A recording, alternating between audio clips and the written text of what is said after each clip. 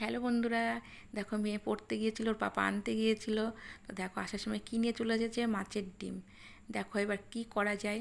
একটু বেসন নিয়েছি, মাছের ডিম পরিষ্কার করে ধুয়ে নিয়েছি, পেঁয়াজ কুচি নিয়েছি, লবণ হলুদ দিয়ে সুন্দর করে মেখে নেব। এবার তৈরি হবে বড়া, মাছের ডিমের বড়া। তো একটু তেল দিয়েছি, অল্প পরিমাণেই দিয়েছি তেল। এবার বড়াগুলো সুন্দর করে ভেজে নেব। শুধু বড়া করলেই হবে না, একটুখানি ঝোলও করতে হবে বললো, পটল দিয়ে। দেখা যাক কি করতে পারি। এবার বড়াগুলো হয়ে গেছে, উল্টে পাল্টে নামিয়ে নিয়েছি বড়াগুলো।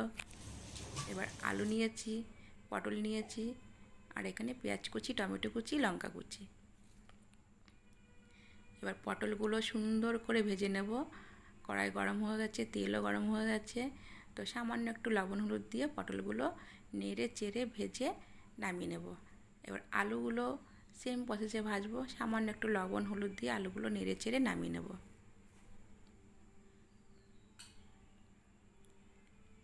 এবার পেঁয়াজ কুচিগুলো সুন্দর করে ভেজে নেব, একটু লালচে ভাব যখনই এসছে। এবার দেখো টমেটো কুচি দিয়ে দিলাম, লঙ্কা কুচি দিয়ে দিলাম, একটু হলুদ লবণ দিয়ে একটু নেড়ে চেড়ে ঢাকা দিয়ে আবার তুলে নিলাম। এবার সামান্য একটু আদা রসুন পেস্ট দিয়ে দিয়েছি, সামান্য আর হাফ চামচ মতন, 1 চামচও নয়। এবার 2 চামচ হচ্ছে জিরে গুঁড়ো দিয়ে দিলাম। দেখো খুব অল্প মশলায়, যাতে সবাই খেতে পারে। অনেকে মশলা খেতে পারে না, তো এবার একটু গোলমরিচের গুঁড়ো দিয়ে জাস্ট জল দিয়ে ঢেকে দিয়েছিলাম। দেখো ঢাকনা তুলে মশলাটা কত সুন্দর সফট হয়ে গেছে। এইবার আলু পটলগুলো দিয়ে দেবো, দিয়ে সুন্দর করে নেড়ে চেড়ে কষে নেব। মেয়ের পটল পছন্দ, মেয়ের বাবা আলু না হলে চলবে না, ও তো আলু ফেভারিট। তো আলু বেশি করেই দিয়েছি। দেখো এবার গরম জল করে একটু গরম জল দিয়ে দিলাম। এইবার দেবো সেই জিনিসটা, মাছের ডিমের বড়া। তো মাছের ডিমের বড়া দিয়ে একটু নেড়ে চেড়ে 10 মিনিটের জন্য ঢাকা দিয়ে রেখে দেবো মিডিয়াম ফ্লেমে।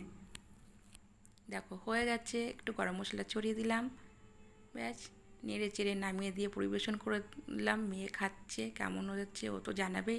তোমরা একবার ট্রাই করো, অবশ্যই জানিও। আর এরকম নতুন নতুন কম মশলায় রেসিপি পেতে হলে আমার চ্যানেলটা সাবস্ক্রাইব করবে, কমেন্ট করবে, আর অবশ্যই জানাবে কেমন হলো।